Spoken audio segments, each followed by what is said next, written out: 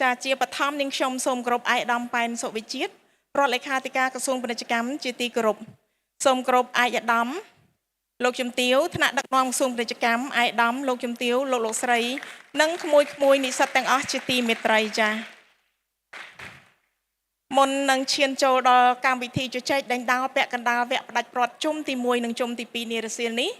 នាងខ្ញុំសូមអនុញ្ញាតគោរពជម្រាបជូនអំពីសមាជិកភាពកិត្តិយសដ៏សំខាន់ចាទី1ឯកឧត្តមប៉ែនសុវិជាតិរដ្ឋលេខាធិការក្រសួងពាណិជ្ជកម្មជា Master Debate ឯកឧត្តមសំសិទ្ធិศัកดิ์អនុរដ្ឋលេខាធិការក្រសួងពាណិជ្ជកម្មនិងជាប្រធានក្រុមការងាររៀបចំកម្មវិធីជជែកដេញដោលយុវជននៃវេទិកាពាណិជ្ជកម្ម Digital ហើយយើងក៏នៅមានគណៈកម្មការផ្ដល់ពិន្ទុចារួមមានលោកជំទាវជារដ្ឋារដ្ឋលេខាធិការក្រសួងពាណិជ្ជកម្មឯកឧត្តមបណ្ឌិតសំសិទ្ធសេរីអគ្គនាយក ICT ក្រសួងប្រៃសណីនិងទូរគមនាគមន៍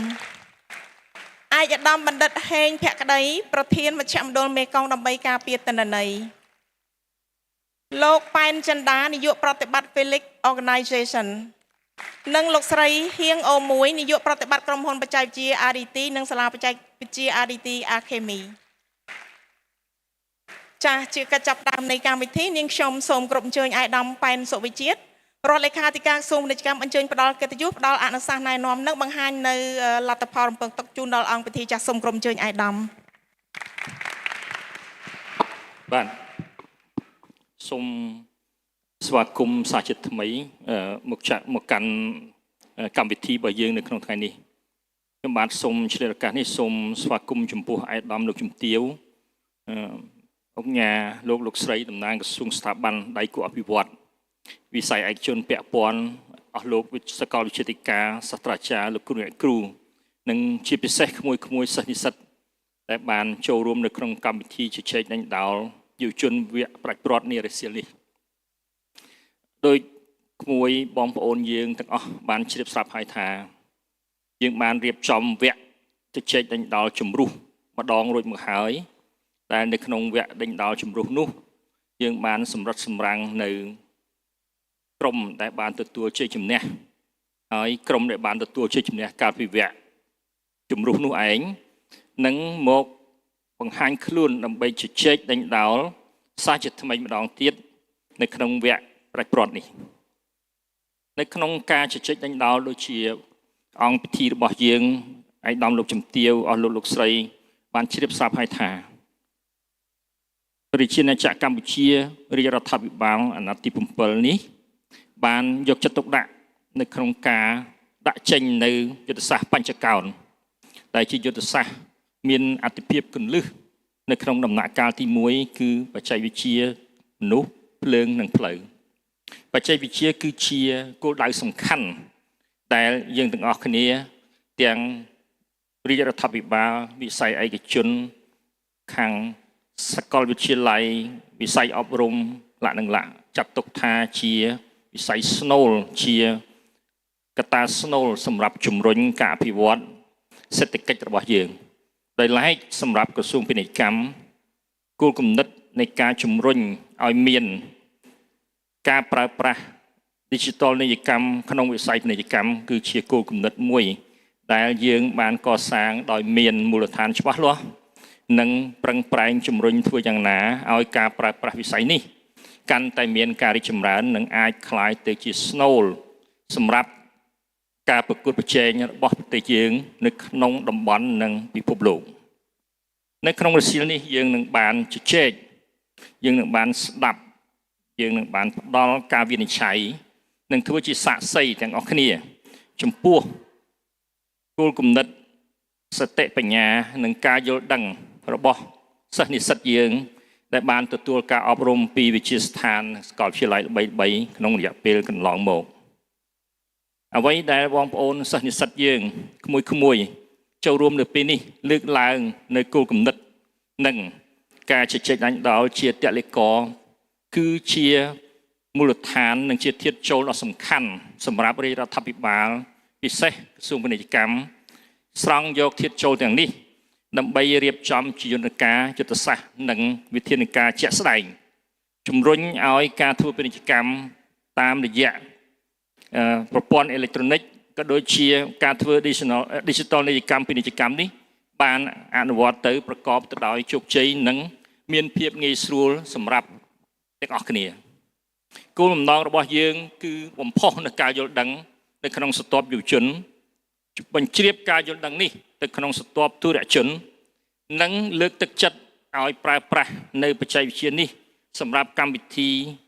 ពាណិជ្ជកម្មក្នុងពេលអនាគតរាល់ការងារនៃការរៀបចំនិងប្រើប្រាស់ digital នីយកម្មនេះ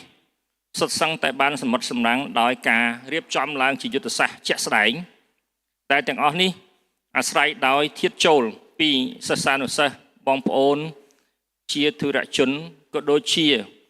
គំនិតថ្មីដែលសិស្សានុសិស្សយើងនៅក្នុងថ្ងៃនេះនឹងផ្ដល់ជូនហើយដែលឯកឧត្តមលោកជំទាវព្រមទាំងលោកអុកញ៉ាអស់លោកស្រីនឹងបានស្ដាប់ធ្វើជាសាក្សីនៃកម្មវិធីជជែកដេញដោលនេះឆ្លងតាមបទពិសោធន៍និងជ័យជំនះព្រមទាំងភាពជោគជ័យដែលកម្មវិធីនេះបានរៀបចំឡើងកាលពីឆ្នាំកន្លងទៅក្នុងឆ្នាំ2024យើងបានធ្វើការកត់សម្គាល់ថាសិស្សនិស្សិតយើងសាកលវិទ្យាល័យយើងដែលបានចូលរួមសុទ្ធសឹងតែជាសាកលវិទ្យាល័យដែលរៀបចំកម្មវិធីច្បាស់លាស់ក្នុងការបង្កើតនៅចំណេះដឹងផ្នែក digital នីយកម្មនិងសិស្សនិស្សិតយើងដែលបានចូលរួមសុទ្ធតែជាសិស្សនិស្សិតដែលបានធ្វើការសិក្សាស្រាវជ្រាវនិងបានយល់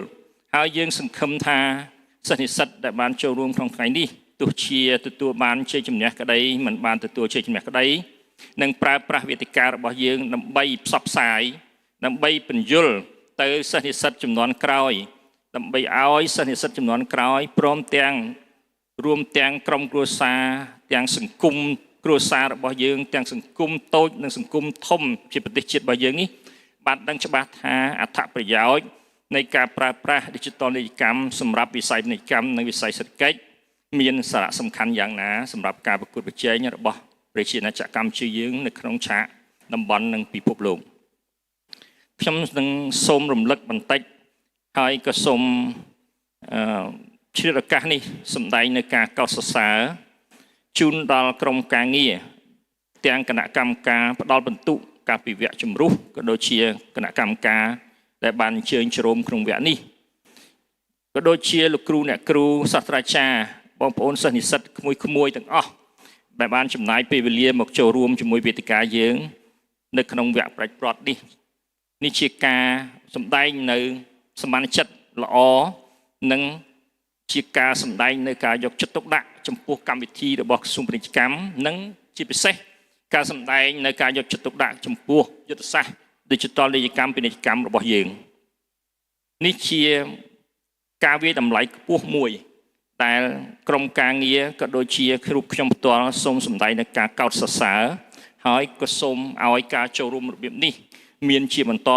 ទៅទៀតនៅក្នុងឆ្នាំក្រោយៗខ្ញុំបាទសូមជ្រាបឱកាសនេះធ្វើការទស្សនាម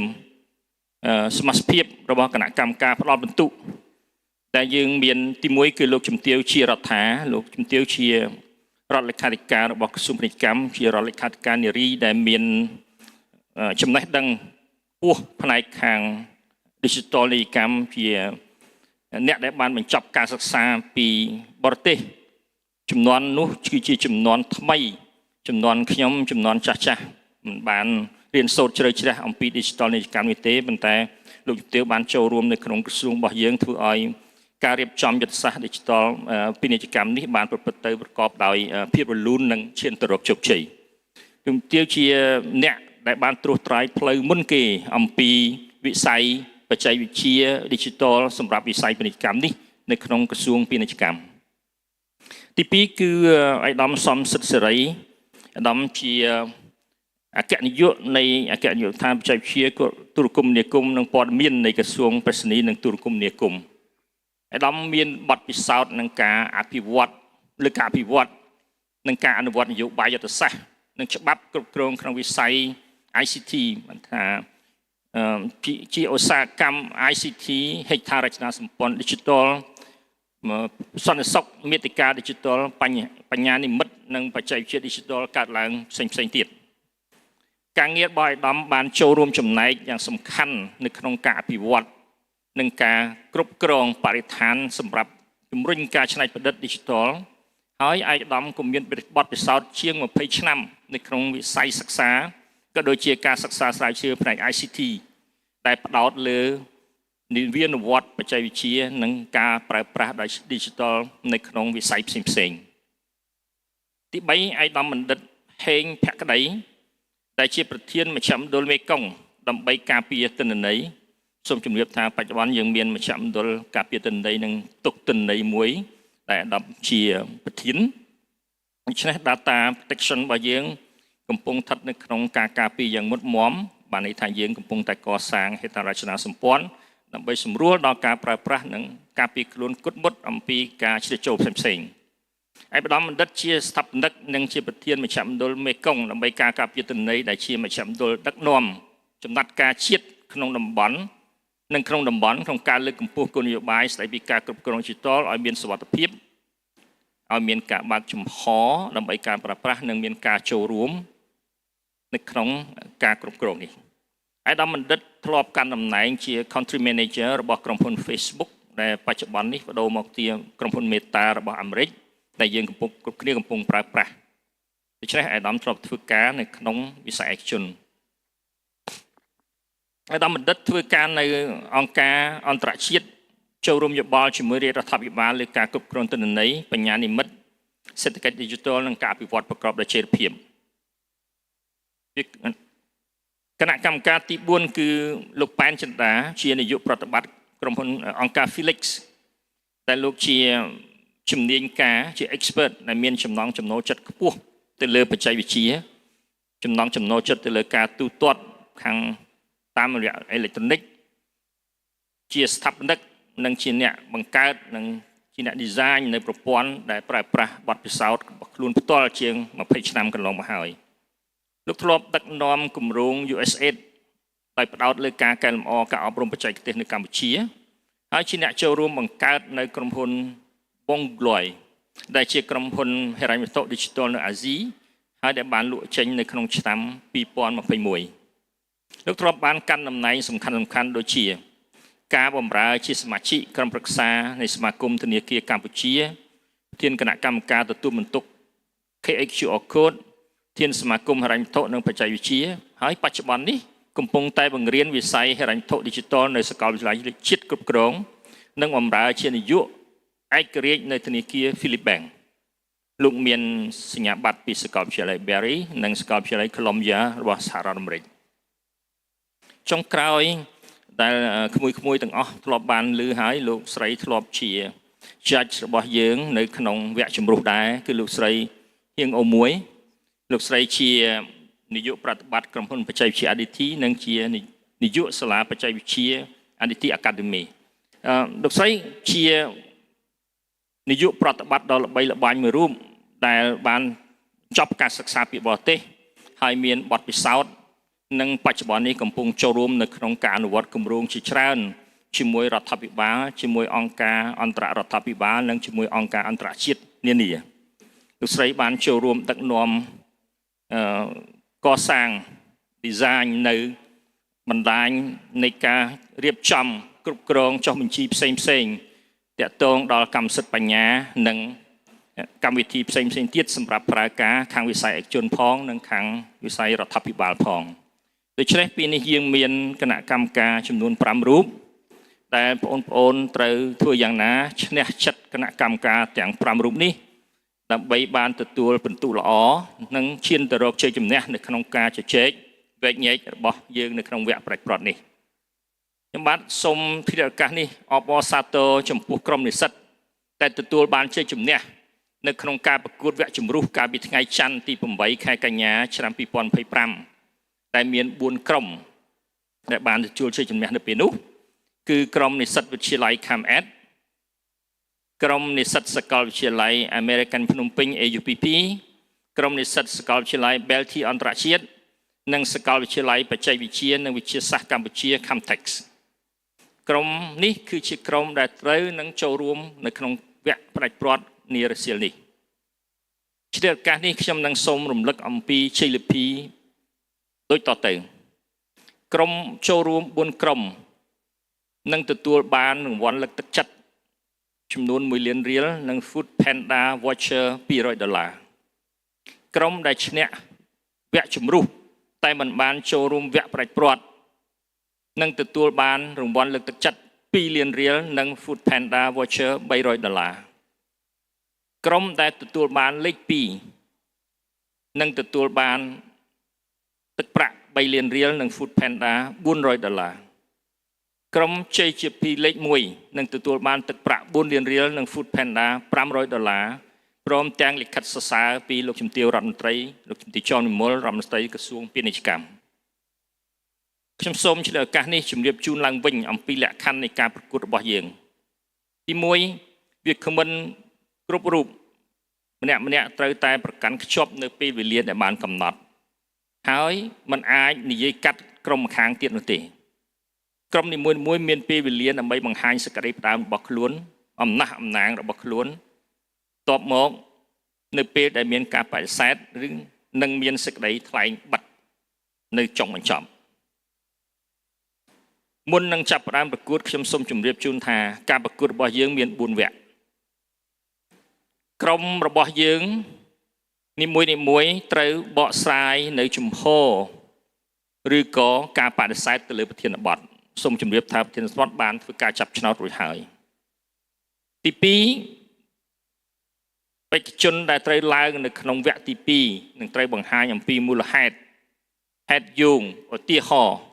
សម្រាប់ការគ្រប់គ្រងឬការបដិសេធទៅលើប្រធានបទនៅវគ្គ3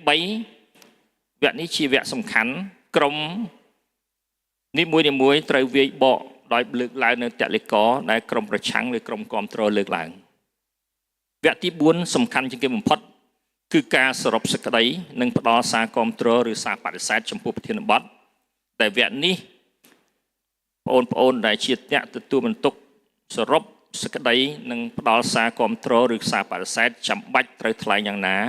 ដើម្បីឲ្យក្រុមចៅក្រមមានការជឿជាក់និងគ្រប់គ្រងនៅសេចក្តីសរុបឬសារគ្រប់គ្រងឬសារបដិសេធរបស់បងប្អូនបេក្ខជនបេក្ខនារីដែលឈរឡើងជាតំណាងក្រុមរួចហើយនៅក្នុងវគ្គនីមួយមិនអាចនិយាយបានបន្តទៀតទេគឺថាត្រូវរៀបចំ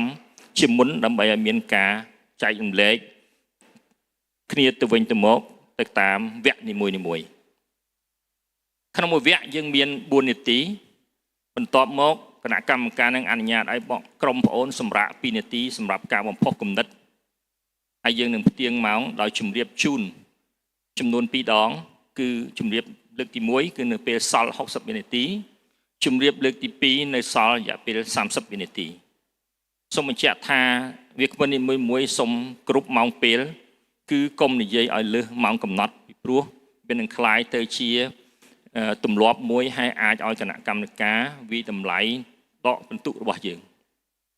ទី3ក្រុមនីមួយសូមកុំប្រើប្រាស់គ្រឿងអេឡិចត្រូនិកដូចជាទូរស័ព្ទដៃ laptop ឬ smart watch ជាដើមដើម្បី hack ឬក៏ពិនិត្យទៅលើព័ត៌មានផ្សេងនៅក្នុងពេលប្រកួតសូមធានាឲ្យការចូលរួមជជែកនេះធ្វើឡើងដោយការគោរពវិន័យនិងយុត្តិធម៌ដែលជាការស្ដែងឡើងនៅគុណតម្លៃរបស់និស្សិតនិងគុណតម្លៃរបស់សាកលវិទ្យាល័យនីមួយហើយក៏ចូលរួមដល់ការអនុវត្តការងាររបស់យើងនៅក្នុងថ្ងៃអនាគតដោយសារតែការប្រកួតថ្ងៃនេះនិងពីការប្រកួតជំរុះមកដល់ថ្ងៃនេះមានមិនដល់មួយសប្តាហ៍យើងក៏បានរៀបចំចាប់ឆ្នោតរួចហើយដូចជាក្រុមជំរុះក៏បានដឹងបងប្អូននិស្សិតយើងក៏បានដឹងទាំងអស់គ្នាថាក្រុមដែលចាប់ឆ្នោតបានលើកទី1នឹងក្លាយទៅជាក្រុមស្របហើយក្រុមដែលចាប់ឆ្នោតបានលើកទី2នឹងក្លាយជាក្រុមបដិសេធជាលទ្ធផលក្រុមសាលា CAMED ជាក្រុមស្របក្រុមសាកលវិទ្យាល័យ AUPP ជាក្រុមបដិសេធក្រុមចាប់ឆ្នោតបានលើកទី1ជាក្រុមស្របនៅក្នុងវគ្គពាក់កណ្ដាលប្រាច់ព្រាត់ជុំទី2ក្រុមដែលចាប់ឆ្នោតបានលើកទី2នឹងក្លាយជាក្រុមបដិសេធនៃវគ្គពាក់កណ្ដាលប្រាច់ព្រាត់ជុំទី2លទ្ធផលគឺសាកលវិទ្យាល័យ BLT ជាក្រុមស្របសាលា Chemtech ជាក្រុមបដិសេធដូច្នេះនៅវគ្គប្រាច់ព្រាត់នេះក្រុមដែលឈ្នះនៅវគ្គពាក់កណ្ដាលប្រាច់ព្រាត់ជុំទី1នឹងក្លាយជាក្រុមស្របនៃវគ្គប្រាច់ព្រាត់ ដូច្នេះវាអាចមាន CAMED ឬ AUPP ខ្លាយជាក្រុមស្របហើយត្រូវប្រកួតជាមួយក្រុមដែលឈ្នះនៅវគ្គពាក់កណ្ដាលប្រាជ្ញប្រត់ជុំទី2ដែលនឹងខ្លាយជាក្រុមបដិសេធនៃវគ្គប្រាជ្ញប្រត់អញ្ចឹងវាអាចសាកលវិទ្យាល័យ Belty អន្តរជាតិឬក៏សាកលវិទ្យាល័យ Camtex ដូច្នេះយើងនឹងរងចាំមើលថាតើសាកលវិទ្យាល័យទាំង4នេះអ្នកណានឹងបានទទួលជ័យជំនះជាជ័យលាភីហើយគូណានឹងត្រូវជួបជាមួយគូណាអាស្រ័យដោយលទ្ធផលនៃវគ្គទី1នៃរសៀលនេះសូមបងប្អូនសិស្សានុសិស្សដែលបានចូលរួមនៅក្នុងវគ្គប្រកួតនេះទទួលបាននូវសំណាងល្អហើយសូមមានទំនុកចិត្តចំពោះខ្លួនឯងសូមផ្ដល់មតិមួយប្រកបដោយភាពជឿជាក់ហើយសូមបង្ហាញនៅភាពគេហៅថាភាពថ្លៃថ្នូរនិងអកប្បកិរិយាល្អដើម្បីឲ្យคล้ายជាវាគ្មិនពិតប្រាកដនៅក្នុងបរិយាកាសសង្គមឬក៏បរិយាកាសការងាររបស់យើងនៅពេលអនាគតសូមជូនកម្មវិធីត្រឡប់ទៅវិញទៅពិធីការនីដើម្បីអញ្ជើញក្មួយនិស្សិតឡើងប្រកួតវគ្គពាក់កណ្ដាលជុំទី1សូមអរគុណចាស់នាងខ្ញុំសូមគ្រប់ថ្លែងអំណរគុណឯកឧត្តមរដ្ឋលេខាធិការដែលបានផ្ដល់អនុសាសន៍គន្លឹះសម្រាប់ជាប្រទីបក្នុងការបង្ហាញផ្លូវនៅក្នុងការប្រកួតនារសៀលនេះចាស់ដោយពេលវេលាបានមកដល់ហើយអញ្ចឹងនាងខ្ញុំសូមប្រកាសចាប់ដើមកម្មវិធីវគ្គពាក់កណ្ដាលផ្ដាច់ប្រត់ជុំទី1សូមអញ្ជើញវិទ្យាស្ថាន CAMED ជាក្រុមស្របនិងក្រុមសាកលវិទ្យាល័យអាមេរិកភ្នំពេញ AUPP ជាក្រុមបដិសេធឡើងប្រកួតក្រោមប្រធានបទការផ្ដល់អតិភិបលើអក្ខរកម្ម Digital ជាសកលគឺមានភាពចាំបាច់សម្រាប់ការអភិវឌ្ឍពាណិជ្ជកម្ម Digital នាពេលអនាគតរបស់កម្ពុជាជាជាងលើការវិនិយោគហេដ្ឋារចនាសម្ព័ន្ធ Digital បែបទំនើបចាស់សូមគ្រប់អញ្ជើញ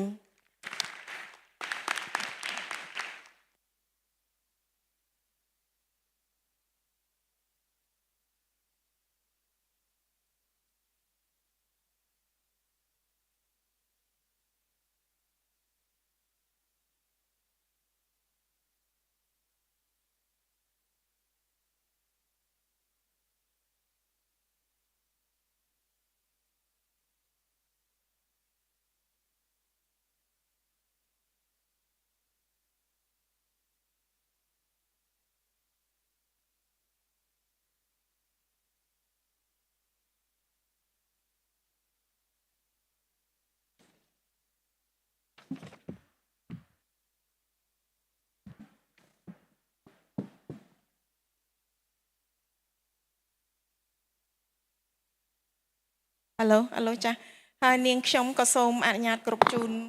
កម្មវិធីអាដាមសូមផ្ដល់អនុសាសន៍សូមក្រុមជើញបាទសូមបងប្អូនប្រុងប្រៀបហើយសូមគណៈកម្មការចុចម៉ោងឲ្យច្បាស់លាស់យើងចាប់ផ្ដើមនៅពេលបន្តិចទៀតនៅពេលដែលក្រុមនីមួយៗលើងផ្ដល់មតិសូមចាប់ដើមចុចម៉ោងភ្លាមដំបូងខ្ញុំសូមអញ្ជើញក្រុមស្របតំណាងរបស់ក្រុមស្របដើម្បីចាប់ផ្ដើមមានមតិទៅលើកម្មវិធីទៅលើប្រធានបទរបស់យើងក្នុងពេលនេះបាទសូមអញ្ជើញ Testing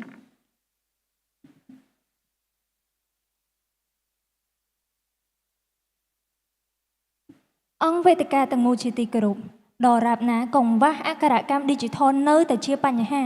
នោះហេដ្ឋារចនាសម្ព័ន្ធ Digital បែបទំនើបរបស់ក្រុមមិត្តបដិសេធក៏ពិបាកនឹងដាក់ដំណើរការបានដែរដោយហេតុថាអ្នកបង្កើតនិងអ្នកប្រើប្រាស់ពិតប្រាកដគឺអក្ខរជន Digital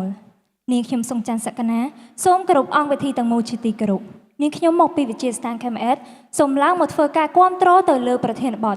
ការពង្រឹងការផ្ដល់អតិភិបទៅលើអក្ខរកម្ម Digital ជាសកលគឺមានភាពចាំបាច់ក្នុងការអភិវឌ្ឍពាណិជ្ជកម្ម Digital នាពេលអនាគតរបស់កម្ពុជាជាងការវិនិយោគទៅលើហេដ្ឋារចនាសម្ព័ន្ធ Digital បែបទំនើបមុននឹងឈានចូលដល់ការបកស្រាយអនុញ្ញាតរូបនេះខ្ញុំបញ្យល់នៅពាក្យកលឹះជាមុនអក្ខរកម្ម Digital គឺជាជំនាញជំរុញសមត្ថភាព Digital ការប្រើប្រាស់បច្ចេកវិទ្យាព័ត៌មាននិងទូរគមនាគមន៍នេះបើយោងតាមក្របខ័ណ្ឌគោលនយោបាយសេដ្ឋកិច្ចនិងសង្គម Digital កម្ពុជា2021-2035 ពាណិជ្ជកម្ម Digital គឺជាការធ្វើអាជីវកម្មការដឹកជញ្ជូនចែកចាយផលិតផលនិងសេវាកម្មដោយផ្ទាល់ដោយប្រើប្រព័ន្ធអេឡិចត្រូនិក នេះបើយោងតាមអង្គការ OECD ហេដ្ឋារចនាសម្ព័ន្ធ Digital គឺជាសេវាបណ្ដាញផ្សារភ្ជាប់ Digital នៅក្នុងស្រុកនិងសកលនេះបើយោងតាមធនាគារពិភពលោកដូចនេះប្រធានមានន័យជ្រួមថាការផ្ដល់អាទិភាពទៅលើជំនាញជំរុញសមត្ថភាព Digital ការប្រើប្រាស់បច្ចេកវិទ្យាព័ត៌មាននិងទូរគមនាគមន៍គឺមានភាពចាំបាច់ក្នុងការអភិវឌ្ឍការធ្វើអាជីវកម្មដឹកជញ្ជូនចែកចាយផលិតផលនិងសេវាកម្មដោយផ្ទាល់តាមប្រព័ន្ធអេឡិចត្រូនិកជាងការធ្វើការវិនិយោគទៅលើសេវាបណ្ដាញផ្សារភ្ជាប់ Digital នៅក្នុងស្រុកនិងសកលឈរលើគោលចំហគាំទ្រទៅលើប្រធានបទក្រុមស្របយើងខ្ញុំសូមលើកយកតលហេកធំចំនួន3 1. ពង្រឹងអក្ខរកម្ម Digital ជាសកលនាំមកនៅការចូលរួមក្នុងពាណិជ្ជកម្ម Digital កម្ពុជា 2. អក្ខរកម្ម Digital ជាសកលជំរុញពាណិជ្ជកម្ម Digital លើកស្ទួយកំណើនសេដ្ឋកិច្ចជាតិ 3. អក្ខរកម្ម Digital ជាសកលបង្កើនភាពទាន់ក្នុងពាណិជ្ជកម្ម Digital ដូចនេះអនុញ្ញាតរូបនេះខ្ញុំបកស្រាយនៅតលហេកទី1យោងតាមក្របខ័ណ្ឌសមត្ថភាពអក្ខរកម្ម Digital ប្រព័ន្ធផ្សព្វផ្សាយនិងព័ត៌មានបានបង្ហាញថា 67.5% នៃប្រជាជនខ្មែរសរុបបានផ្សារភ្ជាប់ខ្លួនទៅនឹងអ៊ីនធឺណិតក៏ប៉ុន្តែមានតែ 32% តែប៉ុណ្ណោះដែលមានកម្រិតអក្ខរកម្ម Digital មូលដ្ឋាន 5% កម្រិតមធ្យមនិង 1% កម្រិតខ្ពស់នេះគឺជាគម្លាត Digital ជាចំណុចរសើបដែលកម្ពុជាកំពុងប្រឈមស្របពេលដែលចក្ខុវិស័យកំពុងបាញ់ព្រួញឆ្ពោះទៅរកសេដ្ឋកិច្ច Digital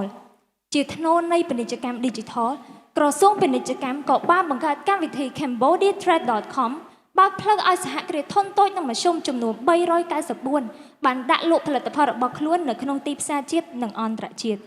ក៏ប៉ុន្តែកម្ពុជាមានលើសពី 750,000 សហគ្រាសដែលឈរជើងនាពេលបច្ចុប្បន្នដូច្នេះមិនដាន 0.01% ផងនៃសហគ្រាសកម្ពុជាដែលបានឈោងចាប់ហេដ្ឋារចនាសម្ព័ន្ធបែបទំនើបរបស់មិត្តក្រុមបដិសេធក្រោមគោលមូលហេតុតែមួយគត់គឺកង្វះអក្ខរកម្ម Digital ឆ្លើយតបនឹងបញ្ហានេះរដ្ឋាភិបាលក៏បានបង្កើតនូវកម្មវិធីលើកស្ទួយ Digital ផ្សេងៗដូចជាកម្មវិធី Go for eCamp ដែលបានបង្ហាត់នៅសហគ្រាសទាំងអស់ឲ្យទទួលបាននៅចំណេះដឹងផ្នែក Digital ហើយជាលទ្ធផលសម្រេចបាន100សហគ្រាសដែលបាននាំយកនៅជំនាញ Digital របស់ខ្លួនទៅអនុវត្តដោយផ្ទាល់នៅក្នុងអាជីវកម្មនេះបញ្ជ្រាបបានត្រឹមមួយជ្រុងតូចហុចផលមកវិញប៉ុណ្ណឹងទៅហើយចុះទម្រាំតែបញ្ជ្រាបទូទាំងប្រទេសទៅទៀតតើពាណិជ្ជកម្ម Digital នៅកម្ពុជានឹងមានភាពរីកសុះសាយដល់កម្រិតណាទៅដូចនេះអក្ខរកម្ម Digital មិនមែនគ្រាន់តែជាជំនាញនោះទេតែវាជាការបើកផ្លូវឲ្យពាណិជ្ជកម្ម Digital នៅកម្ពុជាមានការវិវត្តសូមគោរពអរគុណនិងសូមអរគុណ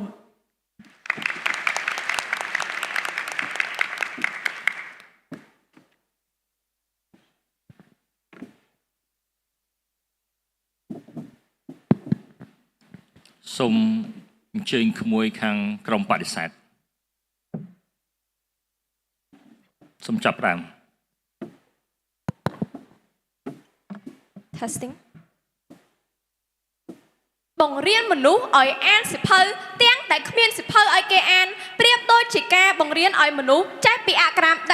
កម្ម Digital ដោយមិនមានហេដ្ឋារចនាសម្ព័ន្ធសមស្របឲ្យគេប្រើអញ្ចឹងអង្គវេទិកាទាំងមូលជាកិច្ចបឋមសូមអនុញ្ញាតឲ្យនាងខ្ញុំសូមគោរពលំអរកាយគោរពទៅដល់អង្គវេទិកាទាំងមូលជាទីគោរពនាងខ្ញុំឈ្មោះហេងសុខៀងជាសមាជិកក្រុមបដិសេធដែលធ្វើការជំទាស់យ៉ាងមោះមុតទៅលើចលនាប្រធានបទដែលបានលើកឡើងថាការផ្ដល់អាទិភាពទៅលើអក្ខរកម្ម Digital ជាសកលគឺមានភាពចាំបាច់សម្រាប់ការអភិវឌ្ឍពាណិជ្ជកម្ម Digital នាពេលអនាគតរបស់កម្ពុជាជាជាងទៅលើការវិនិយោគទៅលើហេដ្ឋារចនាសម្ព័ន្ធបែបទំនើបដើម្បីជាជំគៀងតម្រង់ទិសដល់ការបកស្រាយប្រធានបទខាងលើឲ្យមានភាពកាន់តែប្រសើរសូមអនុញ្ញាតឲ្យនេះខ្ញុំបញ្យល់នៅពាក្យកលឹះនិងឃ្លាសំខាន់ៗនៃប្រធានបទជាមុនសិន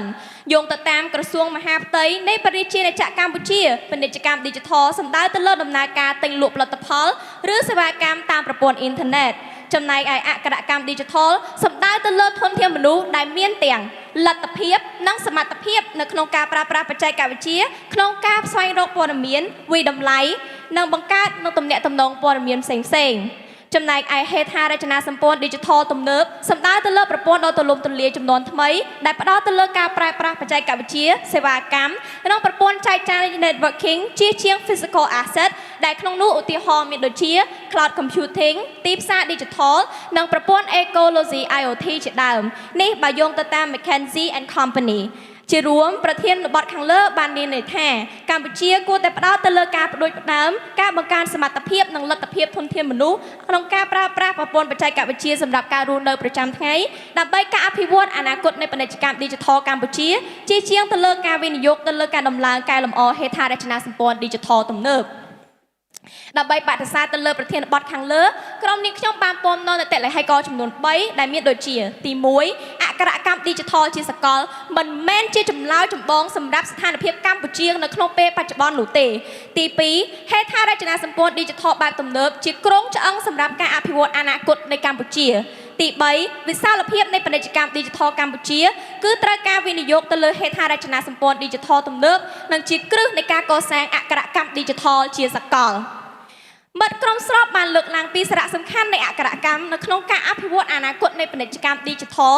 ហើយយើងក៏យល់ស្របទៅនឹងការលើកឡើងនេះក៏ពិតមែនប៉ុន្តែការធ្វើអក្ខរកម្ម Digital ជាសកលដោយគ្មានហេដ្ឋារចនាសម្ព័ន្ធសមស្របឲ្យគេប្រើប្រាស់គឺប្រៀបដូចជាការបង្រៀនស្ទូចត្រីទាំងដែលប្រទេសយើងគ្មានទាំងទឹកឲ្យគ្នាស្ទូចតែម្ដងអង្គវេទិកាទាំងមូលជាពិសេសការធ្វើអ្វីមួយជាសកលធ្វើឲ្យប៉ះពាល់ទៅដល់ធនធានដែលមានកំណត់របស់កម្ពុជាដោយមើលរំលងទៅលើបញ្ហាចោលពិតប្រាកដនៅក្នុងសង្គមអង្គវេទិកាទាំងមូលសូមពិចារណាមើលបើយោងទៅតាម Data Report នៅឆ្នាំ2025កម្ពុជាមានចំនួនប្រជាជនដែលអាចប្រើប្រាស់អ៊ីនធឺណិតរហូតដល់ 60.7% នៃប្រជាជនសរុបក៏ពិតមែនប៉ុន្តែនៅក្នុងនោះប្រជាជនយើងនៅតែបន្តជួបនៅបញ្ហាចោទដូចជាបណ្ដាញអ៊ីនធឺណិតរអាក់រអួលឬបណ្ដាប្រក្រតីតតែសោះ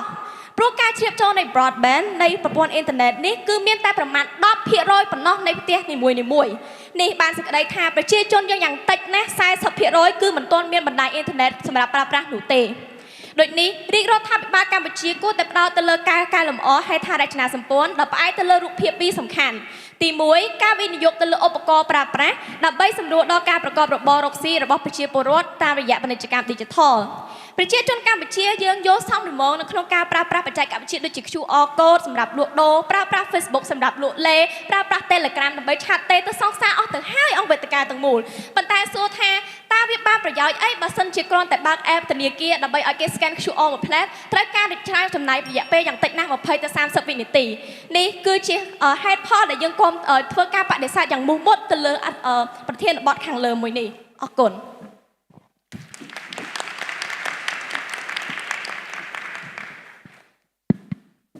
សូមអរគុណក្មួយៗទាំងពីរក្រុមចំពោះសារគ្រប់គ្រងនិងសារបដិសេធឥឡូវនេះក្មួយមានពេល2នាទីដើម្បីក្មួយបំផុសគំនិតសូមប្រើប្រាស់ពេលវេលារបស់ក្មួយឲ្យមានប្រសិទ្ធភាព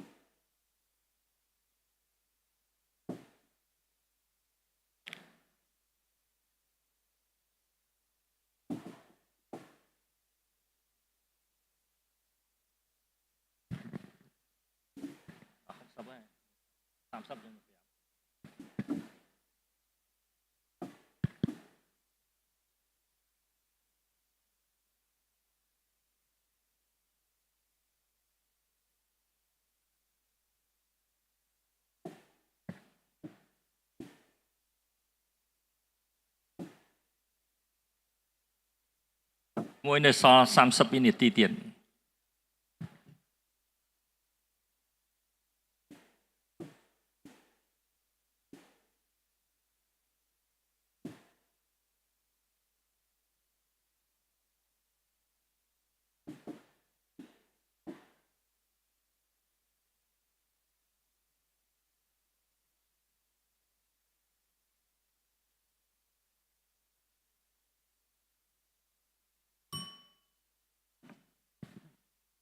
ក្មួយអស់ពេលវេលារ រួចហើយពេលនេះពូសូមអញ្ជើញបេក្ខភាពទី2នៃក្រុមស្រង់សូមអញ្ជើញ testing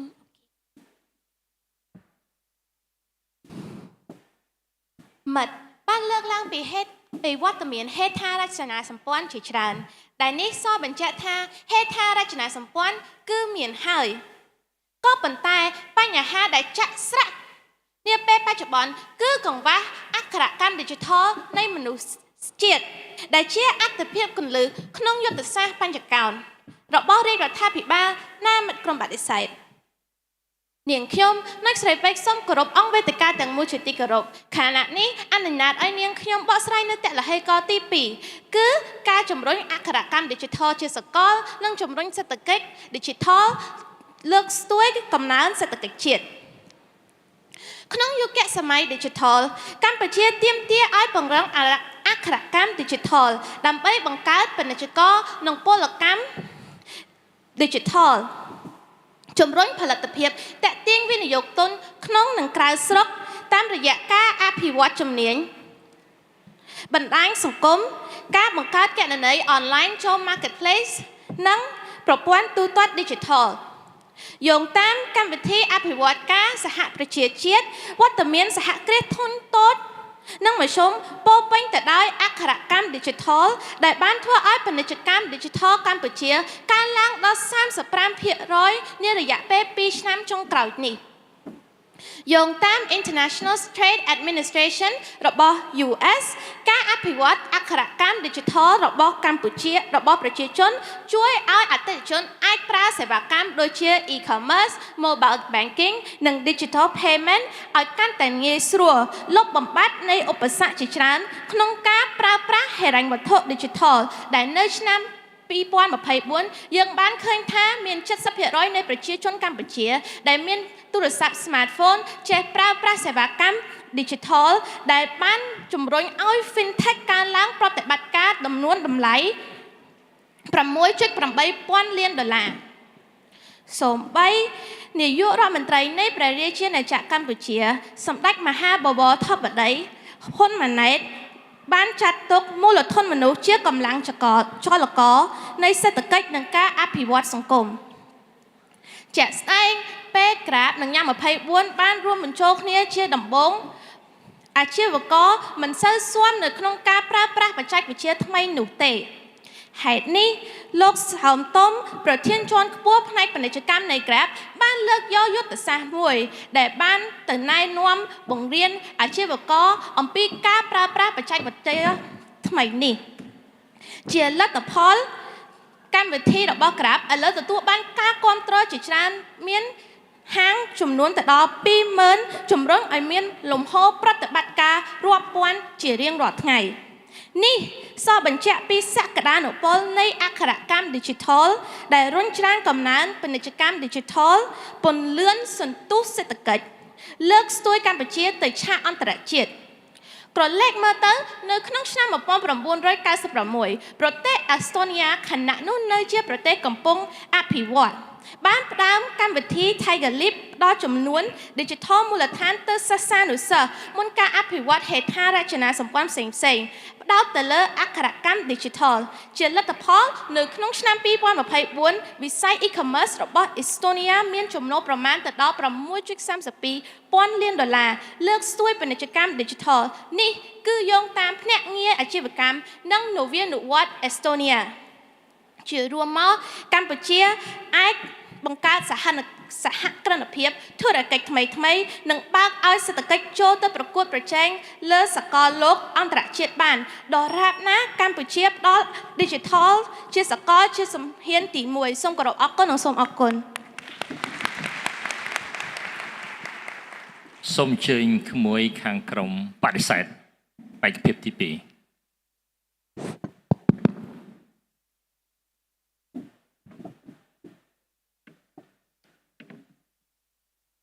ជាដំបូងខ្ញុំបាទពិសិដ្ឋទីវិរៈពងសមាជិកទី2នៃក្រុមបដិសេធសូមធ្វើការលំអោនកាយគោរពដល់សម្ដេចព្រះសង្ឃគណៈកម្មាធិការឯកឧត្តមលោកជំទាវលោកលោកស្រីនាងកញ្ញាដែលមានវត្តមានក្នុងសាលមហោស្រពនេះ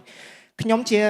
សមាជិកទី2នឹងឡើងមកបកស្រាយទៅលើទលហេកដែលលើកឡើងថាហេដ្ឋារចនាសម្ព័ន្ធ Digital បែបទំនើបជាគ្រោងឆ្អឹងសម្រាប់អភិវឌ្ឍអនាគតកម្ពុជាប៉ុន្តែមុននឹងចូលដល់ទៅកាន់ការបកស្រាយទលហេករបស់ខ្ញុំចង់សួរទៅកាន់មិត្តក្រុមស្របថាមិត្តថារាជរដ្ឋាភិបាលកម្ពុជាបានដាក់ចេញនៅ Digital Payment សម្រាប់ឲ្យប្រជាជនប្រើតើនេះឬមិនមែនជាហេដ្ឋារចនាសម្ព័ន្ធដើម្បីឲ្យប្រជាជនប្រើមានហេដ្ឋារចនាសម្ព័ន្ធទើបយើងអាចបង្រៀនប្រជាជនយើងបានអង្គវេទិកាទាំងមូលយើងទទួលស្គាល់ណាស់ខ្ញុំម្នាក់ក៏ជាសិក្ខាកាមម្នាក់ដែលជឿជាក់ទៅលើសភាសិទ្ធដែលចែងថាចេះមកពីរៀនប៉ុន្តែក្រុមស្របក៏ត្រូវទទួលស្គាល់ដែរថាការរៀនដោយមានប្រសិទ្ធភាពត្រូវរៀនដោយមានបិចមានសៀវភៅទៅការរៀននោះមានប្រសិទ្ធភាពមិនមែនចេះតែយកទ្រឹស្ដីមកបង្រៀននោះទេសូមអង្គវេទិកាទាំងមូលក្រឡេកមកមើលរូបភាពនេះមួយរូបភាពនេះគឺជារូបភាពរបស់គ្រូបង្រៀនម្នាក់នៅទ្វីបអាហ្វ្រិកដែលគាត់បង្រៀនកម្មវិធី Microsoft Word តាមរយៈការគូដីសសួរថាអង្គវេទិកាទាំងមូលការសិក្សាដោយគ្មានហេដ្ឋារចនាសម្ព័ន្ធបែបនេះតើវាជោគជ័យដល់កម្រិតណាពីព្រោះយើងមិនចង់ឃើញកម្ពុជាដើរទៅតាមកន្លងបែបនេះនោះទេសំណួរខ្ញុំចង់សួរទៅកាន់ក្រុមស្របនោះគឺក្រុមស្របចង់បង្រៀនមនុស្សឲ្យមានអក្ខរកម្ម Digital ឲ្យដើរតាមពិភពលោកទាំងដែលកម្ពុជាមិនមានហេដ្ឋារចនាសម្ព័ន្ធមិនមានបច្ចេកវិទ្យាគ្រប់គ្រាន់តើយើងអាចធ្វើបានរួចទេចម្លើយដ៏ខ្លីនោះគឺថាយើងមិនអាចធ្វើបានទេព្រោះថាបច្ចេកវិទ្យាដែលកម្ពុជាមានសពថ្ងៃគឺមិនទាន់សម័យទៅតាមបរិបទពិភពលោកនោះទេគេដើរដល់ AI គេដើរដល់ 5G គេដើរដល់ Cloud ហើយចំណែកឯកម្ពុជាមិនមានអ្វីក្នុងដៃសោះប៉ុន្តែបើសិនជាមិត្តគិតថាកម្ពុជាមានហេដ្ឋារចនាសម្ព័ន្ធគ្រប់គ្រាន់ហើយចង់យកហេដ្ឋារចនាសម្ព័ន្ធនោះទៅបង្រៀនមនុស្សក្រុងស្រុកគឺមិត្តកំពុងតែស្រមៃរឿងព្រេងនិទានឲ្យអង្គវេទិកាទាំងមូលស្ដាប់ទៅហើយក្រុមពេទ្យឯកសារជឿជាក់យ៉ាងច្បាស់ថាហេដ្ឋារចនាសម្ព័ន្ធបែបទំនើបជាមូលដ្ឋានដ៏ចាំបាច់ហើយកម្ពុជាត្រូវយកវាជាអាទិភាពដើម្បីកសាងគ្រឹះបច្ចេកវិទ្យាយ៉ាងរឹងមាំ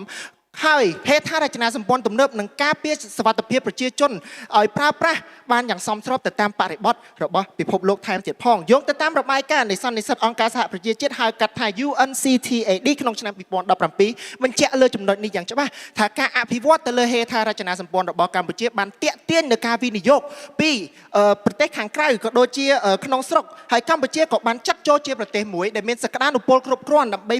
ផ្លាស់ប្ដូរពីការធ្វើពាណិជ្ជកម្មបែបប្រពៃណីឲ្យទៅជាពាណិជ្ជកម្មបែប Digital តាមរយៈ assessment មួយនេះប៉ុន្តែកម្ពុជាត្រូវអភិវឌ្ឍបន្ថែមជាពិសេសទៅលើផ្នែក Logistics ក៏ដូចជា ICT infrastructure ផ្សេងៗដើម្បីទទួលបាននូវភាពជោគជ័យអង្គវេទិកាទាំងមូលឯកសារមួយនេះសបបញ្ជាក់យ៉ាងច្បាស់ថាកម្ពុជាត្រូវពង្រឹងហេដ្ឋារចនាសម្ព័ន្ធបច្ចេកវិទ្យាឲ្យមានភាពរឹងមាំដើម្បីសម្រួលនៅដំណើរការពាណិជ្ជកម្ម Digital កម្ពុជាម្យ៉ាងវិញទៀតតើក្រុងឆ្អឹងនេះមានរូបភាពបែបណាព្រោះថាបច្ចេកវិទ្យាទំនើបនៅក្នុងស្រុកខ្មែរសាលារៀនតាមសាកលវិទ្យាល័យមួយចំនួនមានការបង្រៀនទៅលើ AI ទាំងដែលការងារក្នុងស្រុកខ្មែរផ្នែក AI មិនសូវទាន់ទូលំទូលាយផងចឹងហេតុនេះហើយអ្នកជំនាញក្នុងស្រុកនៅពេលដែលមិនមានការងារមិនមានហេដ្ឋារចនាសម្ព័ន្ធក្នុងស្រុកស្រួលថាគាត់ត្រូវទៅណាគាត់ត្រូវតែធ្វើការនៅស្រុកក្រៅដែលគាត់ត្រូវធ្វើចំណាក់ស្រុកដើម្បីទទួលបាននូវ opportunity ថ្មីនេះគឺជាអ្វីដែលយើងមិនចង់បានហើយនេះគឺជាហេតុផលយ៉ាងជាក់លាក់ដែលយើងត្រូវការហេដ្ឋារចនាសម្ព័ន្ធក្នុងស្រុកមុននឹងការបង្រៀនអក្ខរកម្ម Digital ហើយក្រុមបដិសេធមិនប្រឆាំងទាំងស្រុងទៅលើការពង្រឹងអក្ខរកម្ម Digital នោះទេប៉ុន្តែហេដ្ឋារចនាសម្ព័ន្ធគួរតែជាចម្បងខ្ញុំលើកឧទាហរណ៍មួយទូរស័ព្ទដៃដែលយើងមានសពថ្ងៃសួរថាតើត្រូវការបើកថ្នាក់បង្រៀនទេ QR code បាកងដែលយើងមានសពថ្ងៃតើ ABA ឬមួយក៏ ACLIDA ដែលដាក់ឲ្យយើងប្រើមានបើកថ្នាក់បង្រៀនទេមានបច្ចេកវិទ្យាក្នុងដៃហើយការរៀនអក្ខរកម្ម Digital គឺស្រួលខ្លាំងណាស់អង្គវេទិកាទាំងមូលហេតុនេះហើយសូមគណៈកម្មការគ្រប់រូបឆ្លោះមើលពីសារៈសំខាន់នៃហេដ្ឋារចនាសម្ព័ន្ធទំនើបហើយចាប់វាជាចំណុចថ្មីនៃនវានុវត្តន៍កម្ពុជាសូមអរគុណ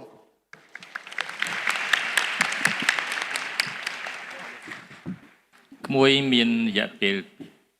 2នាទីទៀតដើម្បីបំផុសគំនិតរបស់ក្មួយមុននឹងបន្តដល់បេក្ខជនទី3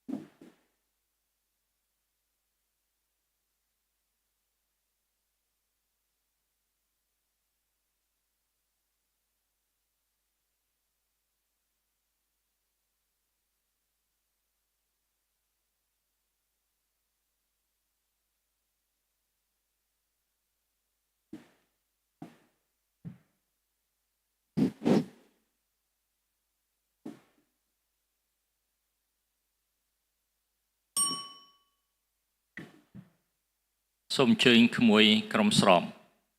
សូមអញ្ជើញ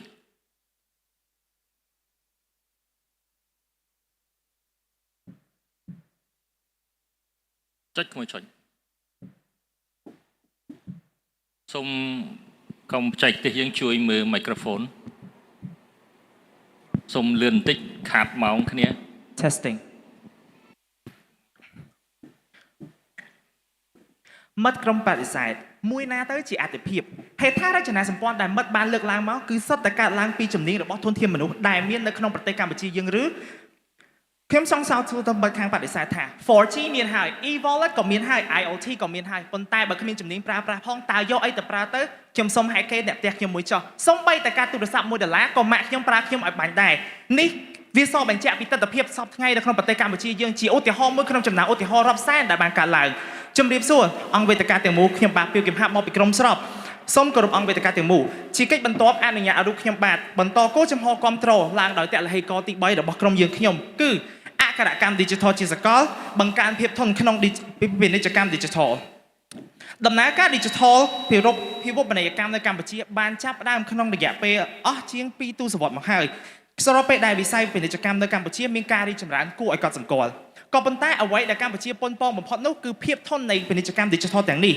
ការចាប់យកការវិនិយោគទុនទៅលើហេដ្ឋារចនាសម្ព័ន្ធបែប Digital ទំនើបទាំងនេះវាមើលមកហាក់ដូចជាហឹកហាក់ខ្លាំងណាស់ប៉ុន្តែសូមអង្គវេទិកាទាំងមូលយល់ថាបើត្រឹមតែមានតែធនធានរូបវ័ន្តប៉ុន្តែគ្មានជំនាញក្នុងការប្រើប្រាស់ផងតើអាចទេដែលកម្ពុជានៅតែបន្តបានស្ថិរភាពនៃពាណិជ្ជកម្ម Digital ដែលប៉ុនប៉ងបែបនេះ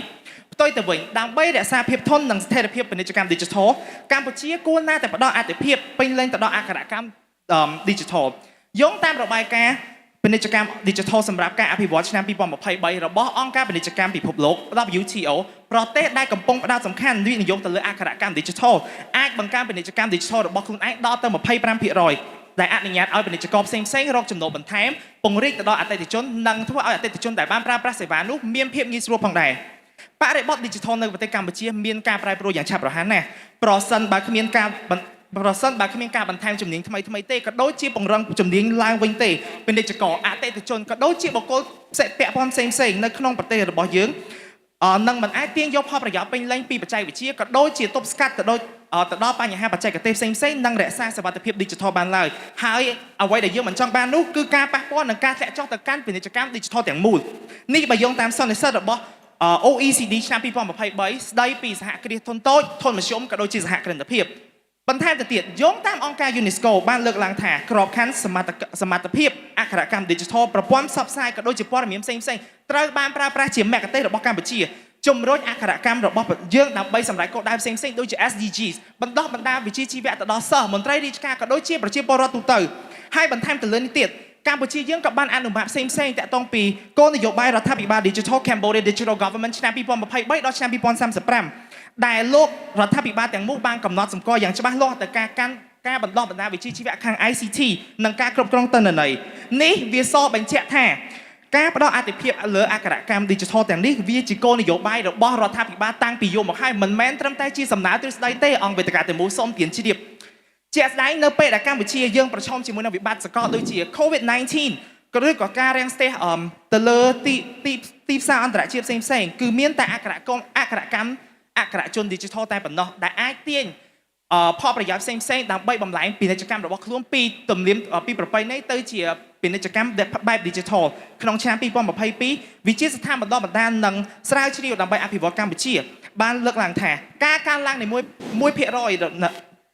ដែលរួមបញ្ចូលទៅកាន់ការប្រើប្រាស់ Digital ទៅក្នុងពាណិជ្ជកម្មគឺបានបង្កើនពាណិជ្ជកម្មរបស់ខ្លួនក្នុងស្រុកដល់ទៅ 2.1% ហើយពិសេសទៀតនៅអន្តរជាតិដល់ទៅ 1.5% ក្នុងនេះជារួមមកសម្រាប់ប្រទេសកម្ពុជាយើងការផ្ដោតទៅលើអក្ខរកម្ម Digital និងការបណ្ដុះបណ្ដាលវិជ្ជាជីវៈផ្នែក ICT គឺជាការដាក់មូលដ្ឋានសម្រាប់អនាគត Digital របស់កម្ពុជាយើងដែលជំរុញឲ្យមានភាពរឹងមាំនៃការធ្វើពាណិជ្ជកម្មហើយក៏សូមអរគុណសូមគោរពសូមអរគុណ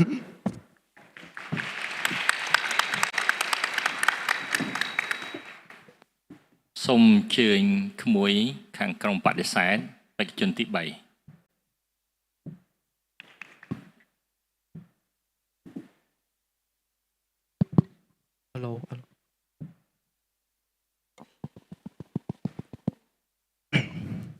ខ្ញុំ ខ្ញុំនឹងចាប់ផ្ដើមនៅក្នុងរយៈពេល3 2 1មិត្តក្រុមស្របបានលើកឡើងថាប្រជាពលរដ្ឋនៅក្នុងប្រទេសកម្ពុជាត្រឹមតែ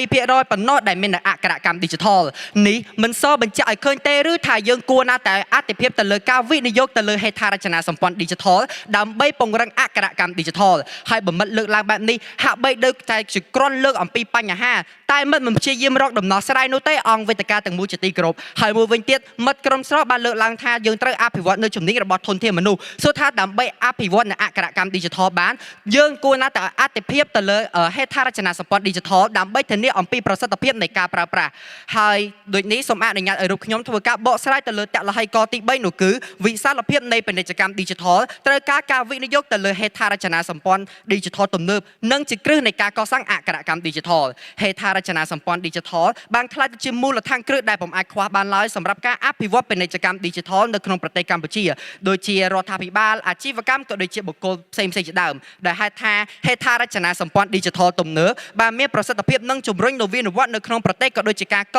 សាងនៅសេដ្ឋកិច្ចជាដើមបើយោងទៅតាមក្របខ័ណ្ឌគោលនយោបាយសេដ្ឋកិច្ចនិងសង្គម Digital កម្ពុជាឆ្នាំ2021ដល់2035ដែលបានផ្ដោតទៅលើសមាសធាតុចំនួន5និងចែកចេញជាគ្រឹះដ៏រឹងមាំចំនួន2ដែលនៅក្នុងនោះទី1គឺការអភិវឌ្ឍហេដ្ឋារចនាសម្ព័ន្ធ Digital និងបដិវត្តកម្ម Digital ទី2គឺការកសាងទំនុកចិត្តនិងភាពជឿជាក់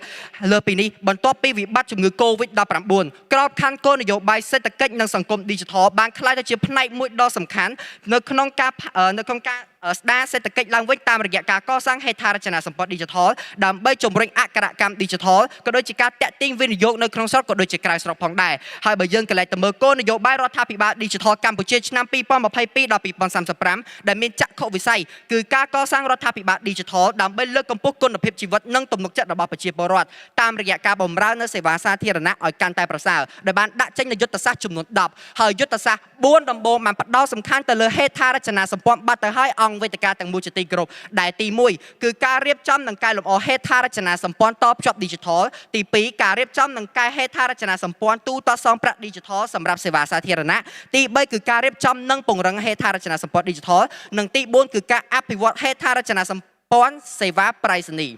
នេះបង្ហាញឲ្យឃើញយ៉ាងច្បាស់មិនអាចប្រកែកបានឡើយថាការវិនិយោគទៅលើហេដ្ឋារចនាសម្ព័ន្ធ Digital ត្រូវតែជាអាទិភាពទី1ហើយបើអ្វីដែលគួរឲ្យមានមោទនភាពទៀតនោះគឺសម្ដេចអគ្គមហាសេនាបតីតេជោហ៊ុនសែនដែលជាអតីតនាយករដ្ឋមន្ត្រីនៃប្រជាណាចក្រកម្ពុជានិងជាប្រធានព្រឹទ្ធសភានាពេលបច្ចុប្បន្នលោកក៏បានផ្ដល់អាទិភាពក៏ដូចជាប្រគល់ភារកិច្ចទៅដល់ក្រសួងប្រៃសណីយ៍និងទូរគមនាគមន៍ក្នុងការដឹកនាំគោលនយោបាយរដ្ឋាភិបាល Digital កម្ពុជាក្នុងគោលបំណងកសាងរដ្ឋាភិបាលឆ្លាតដោយឈរលើមូលដ្ឋាននៃការប្រើប្រាស់ហេដ្ឋារចនាសម្ព័ន្ធ Digital ទំនើបអង្គវេទិកាទាំងមូលជាទីគោរពឃើញគេនិយាយ100ដង1000ដងមិនស្មើនឹងបានជួបនឹងបានប៉ះខ្លួនឯងម្ដងនោះទេហើយក្រុមបដិសេធរបស់យើងខ្ញុំជឿជាក់យ៉ាងមុតមមថាការវិនិយោគទៅលើហេដ្ឋារចនាសម្ព័ន្ធ Digital គឺពិតជាសំខាន់ដែលយើងឈរទៅលើគោលការណ៍3សំខាន់ទី1រដ្ឋាភិបាលត្រូវមានចក្ខុវិស័យនៅក្នុងការវិនិយោគទៅលើហេដ្ឋារចនាសម្ព័ន្ធ Digital និងមានភាពច្បាស់លាស់និងមិនមានភាពលំអៀងសោះឡើយ2ការដាក់ឲ្យប្រជាជនប្រើប្រាស់និងគិតពីតម្លៃលទ្ធភាពសមរម្យតាមដែលអាចធ្វើទៅបាននិងទី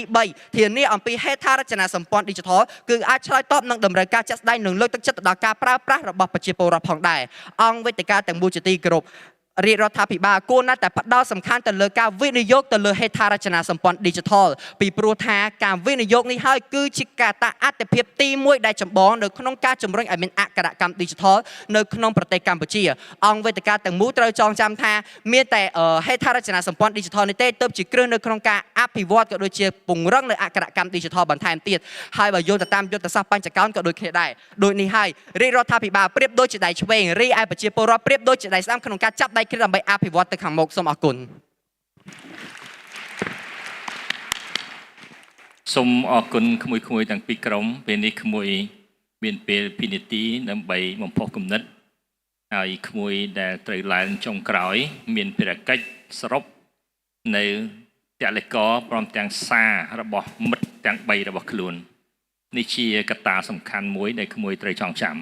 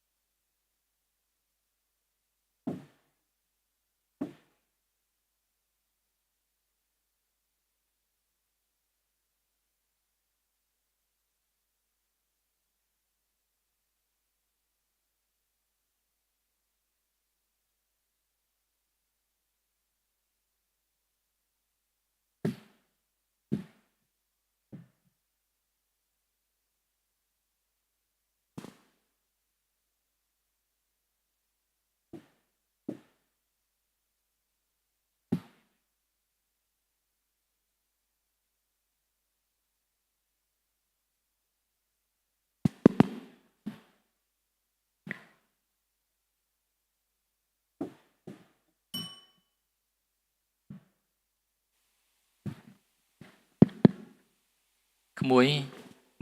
ពេលវេលាបានបញ្ចប់ហើយពូសូមអញ្ជើញក្រុមស្របក្មួយត្រូវចាំថាត្រូវផ្ដល់នៅសារគាំទ្រប្រកបដោយអត្ថន័យសូមអញ្ជើញ testing អនាគតកម្ពុជាមូលធនមនុស្សលៃលកែច្នៃចុះបើមូលធនមនុស្សយើងខ្វះទៅដោយសមត្ថភាពក្នុងការច្នៃតើឲ្យវិស័យពាណិជ្ជកម្មនេះទៅពឹងផ្អែកទៅលើចំណុចណាទៅអង្គវេទិកាទាំងមូលឬចង់ឃើញអក្សរជន Digital នៅក្នុងប្រទេសកម្ពុជាត្រឹមតែ 32% នេះទេឬជំរាបសួរនាងខ្ញុំណាតសូលីតាមកពីក្រុមស្របសូមឡើងមកធ្វើការបុកសរុបបញ្ចប់សេចក្តីសង្ខេបនៃតលហីកដ៏រឹងមាំទាំង3នោះគឺតលហីកទី1ពង្រឹងអក្សរកម្ម Digital ជាសកលនាំមកនៅការចូលរួមក្នុងពាណិជ្ជកម្ម Digital ការវិនិយោគទៅលើអក្សរកម្ម Digital មិនមែនគ្រាន់តែជាការធ្វើអន្តរការទៅកាន់ជំនាញសតវត្សទី21ទេក៏ប៉ុន្តែនេះគឺជាចំណុចស្នូលនៅក្នុងការលើកកម្ពស់ទៅលើមូលធនមនុស្សតាមរយៈការជំរុញទៅលើចំណេះនិងជំនាញ Digital ដូចជាការអនុវត្តនៅគម្រោង Goal for eCamp ជាដើមដែលបាននាំឲ្យពលរដ្ឋយើងក្លាយទៅជាអ្នកលក់ក្លាយទៅជាអ្នកប្រើប្រាស់និងអ្នកបង្កើតបច្ចេកវិទ្យាសម្រាប់វិស័យពាណិជ្ជកម្មក៏ដូចជាវិស័យពាក់ព័ន្ធថែមទៀតផងព្រួយមួយបាញ់បានសត្វពីរគឺទទួលបានទាំងកំណើននៃការចូលរួមពីសំណាក់អក្សរជន Digital នៅក្នុងប្រព័ន្ធពាណិជ្ជកម្មហើយជាពិសេសក៏ទទួលបាននៅកំណើននៃភាពច្នៃប្រឌិតនៅក្នុងវិស័យ Digital ថែមទៀតផងហើយទាំងអស់នេះហើយសុទ្ធសឹងតែជាការចូលទៅបំពេញចន្លោះនៃគម្លាត Digital នៅក្នុងសង្គមវិនិយោគទៅលើចំណេះដឹង Digital នៅថ្ងៃនេះនឹងទទួលបានផ្លែផ្ការយៈពេលវែងនៅថ្ងៃស្អែកតលហេកោទី2អក្សរកម្ម Digital ជាសកលជំរុញពាណិជ្ជកម្ម Digital លើកស្ទួយកំណើនសេដ្ឋកិច្ចជាតិ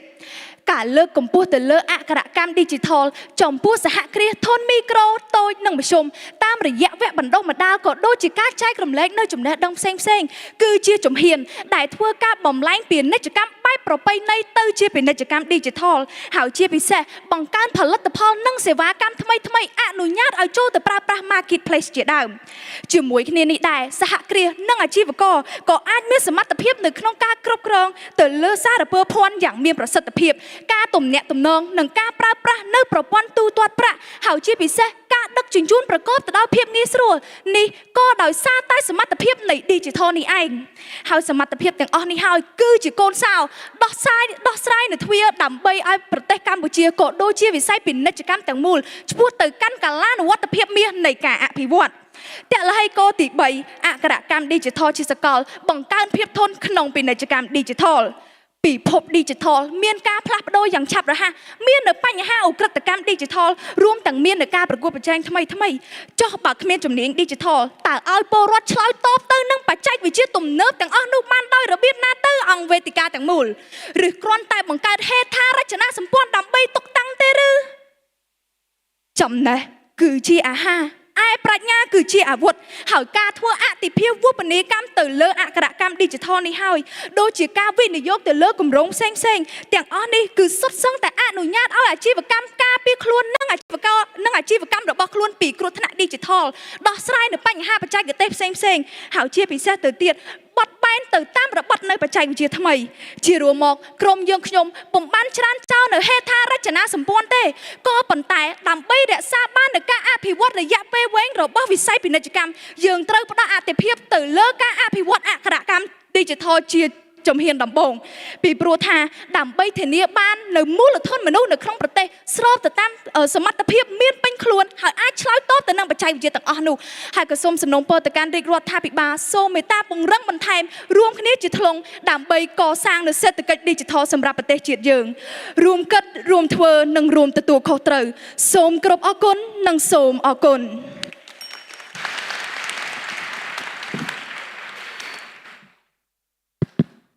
សូមអញ្ជើញក្មួយខាងក្រុមបដិសេធសូមអញ្ជើញក្មួយមុននឹងឡើងមកសូមសរុបសេចក្តីខ្ញុំបាទសូមនិទានរឿងមួយសិនមុនពេលដែលមានបាកង KHQR ខ្ញុំមិនដែលឃើញមានគេចោះទៅបរៀនមនុស្សពីរបៀបបាញ់លុយតាមទូរស័ព្ទទេក៏ប៉ុន្តែពេលដែលមានបាកង QR ហើយខ្ញុំឃើញអ្នកលក់ជាអ្នកលាងម៉ូតូប្រជាជននៅតាមភូមិស្រុកអីគាត់សុទ្ធតែចេះបាញ់លុយតាមទូរស័ព្ទទាំងអស់គ្នាអង្គវេទិកាទាំងមូលអានេះហើយវាជាសក្ខីភាពដែលបញ្ជាក់បានថាហេដ្ឋារចនាសម្ព័ន្ធវាមានភាពសំខាន់ជាងអក្សរកម្មដែលអក្សរកម្មដើរតាមក្រោយហេដ្ឋារចនាសម្ព័ន្ធតែប៉ុណ្ណោះ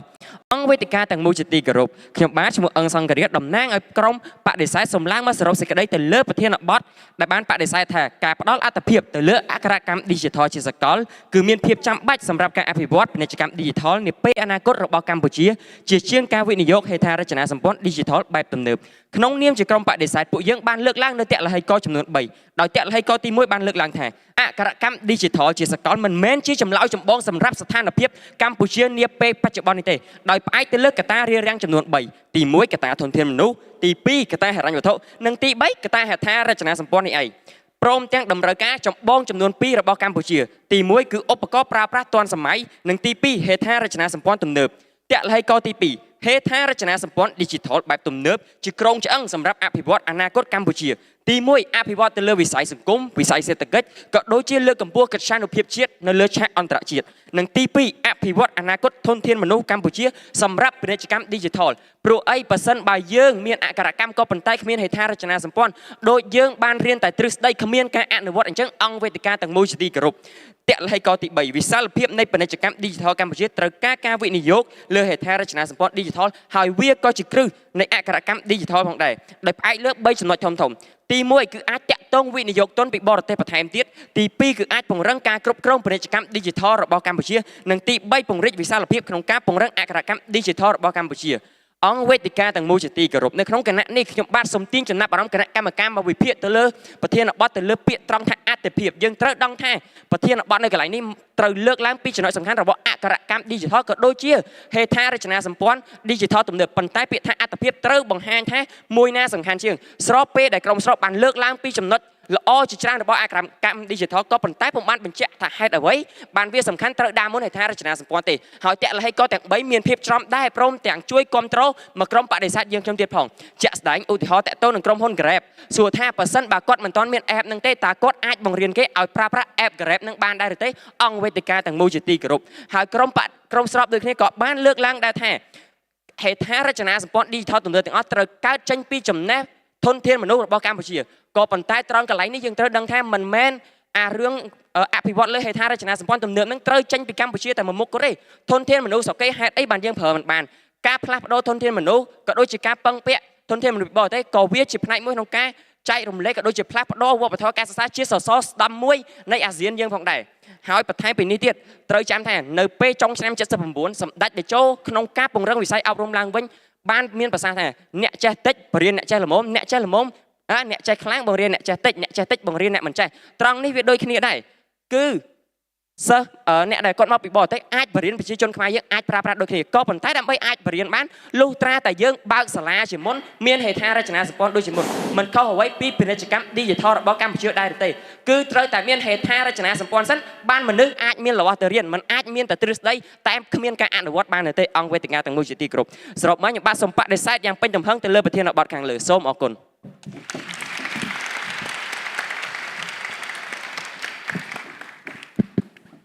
សូមអរគុណក្មួយៗទាំងពីរក្រុម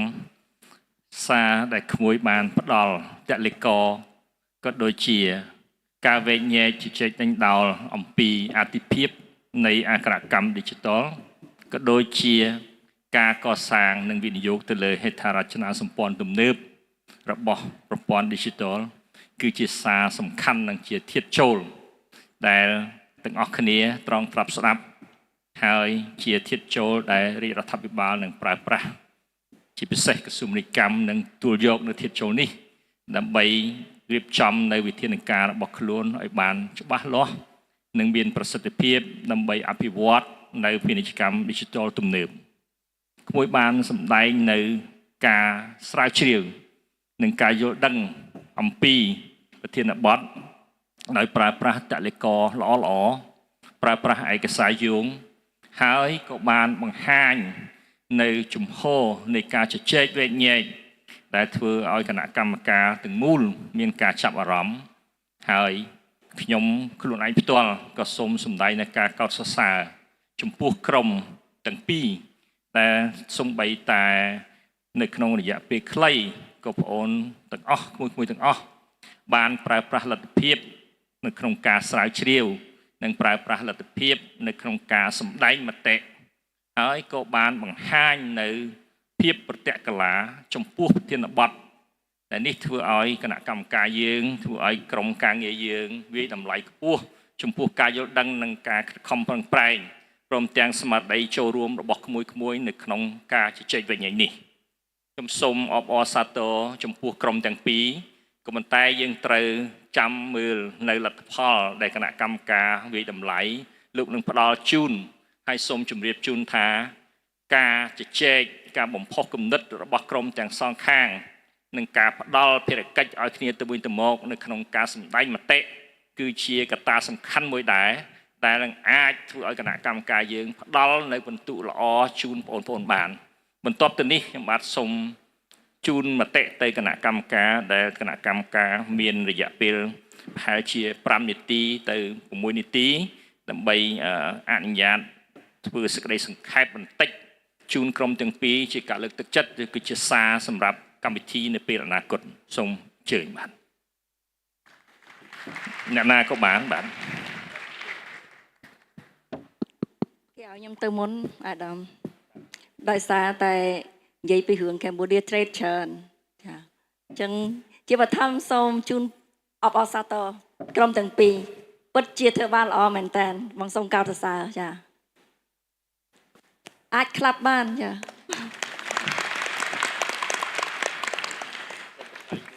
ចា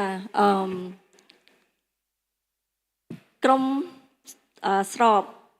អូនបានលើកឧទាហរណ៍ជាច្រើនពិតជាបានធ្វើ research បានល្អហើយសូមកោតសរសើរលើកពី Estonia លើកពី Grab លើកពីអីទាំងអស់ហ្នឹងប៉ុន្តែដោយខាងក្រមបដិសេធគាត់បានមានសាសចឹងថាវារៀងបកវាយយើងបន្តិចដោយសារតែបើយើងប្រើ Grab យើងអត់ត្រូវព្រោះយើងមានប្រព័ន្ធរួចហើយមួយទៀតបើនិយាយពីរឿង Cambodia Trade វិញអរគុណដែលបានលើកឡើងហើយប៉ុន្តែអូននៅធ្វើ research អត់ទាន់គ្រប់គ្រាន់ដោយសារតែ cambodiatrade.com អត់ដើរទៅពុកដោយសារតែមានតែ100 company join ឧបមាដែលថា train បានតែ100ហើយយើងមានទៅដល់SME ទៅដល់70000ជាងអ្នកជាងប៉ុន្តែយើងបានត្រឹម train តែ100គឺដោយសារតែមិនមែនត្រឹមតែអក្ខរកម្មប៉ុណ្ណោះទេគឺហេដ្ឋារចនាសម្ព័ន្ធរបស់យើងអត់ទាន់បានត្រឹមត្រូវតែបើសិនជាអាចចង់ឲ្យ e-commerce ដើរតើតែមានហេដ្ឋារចនាសម្ព័ន្ធដែលជា logistic យើង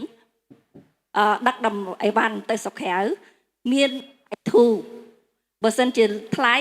ដឹកទៅអត់មានអ្នកគេចង់ប្រើហ្នឹងឯងអញ្ចឹង cross border e-commerce យើងអត់ដើរដោយសារតែ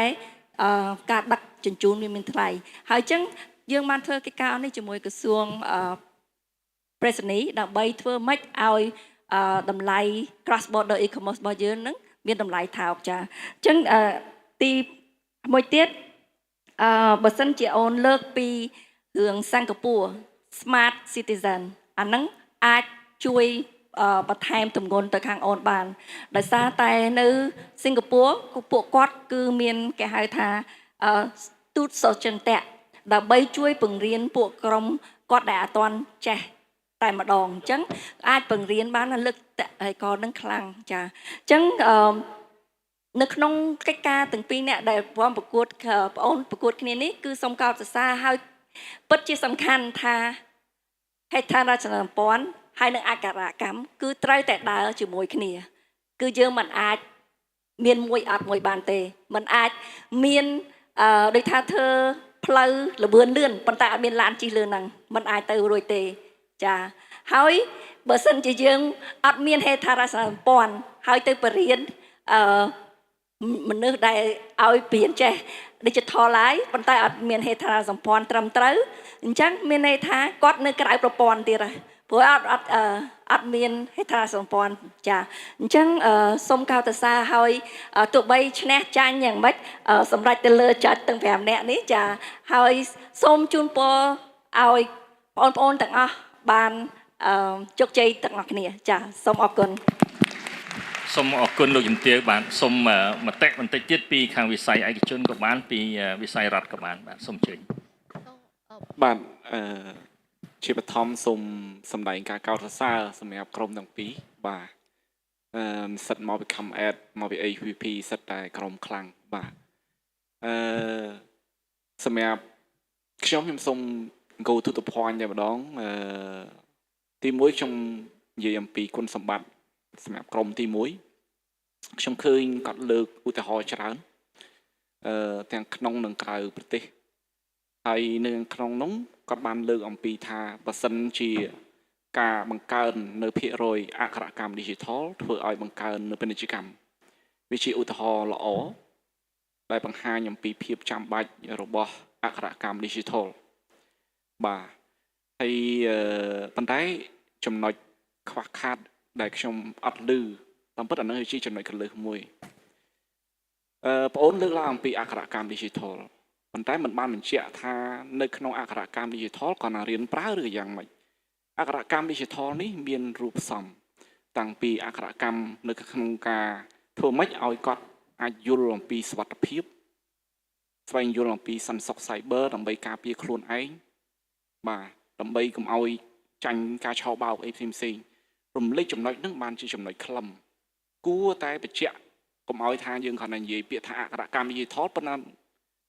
និយាយនៃតលាយពេកយើងអត់ចាប់ចំចំណុចអញ្ចឹងអាហ្នឹងជាចំណុចមួយខ្ញុំគិតថាបើសិនជាបងអូនបំពេញបន្ថែមនឹងទៀតកាន់តែមានស្ករបន្ថែមច្រើនតិចទៅលើចំណុចហ្នឹងមកក្រុមទី2វិញក៏ខ្ញុំសូមកោតសរសើរដែរក្រុមទី2មានឧទាហរណ៍ល្អច្រើនឧទាហរណ៍គាត់ផ្សារភ្ជាប់ជាមួយនឹងការបញ្យល់បន្ថែមសំយោគចេញពីឧទាហរណ៍ដែលកើតមានឧទាហរណ៍ករណីនៅអាហ្វ្រិកដែលថាបង្រៀនពីអក្ខរកម្ម digital នៅកណ្ដាលវាលស្រែគូសលើក្តារខៀន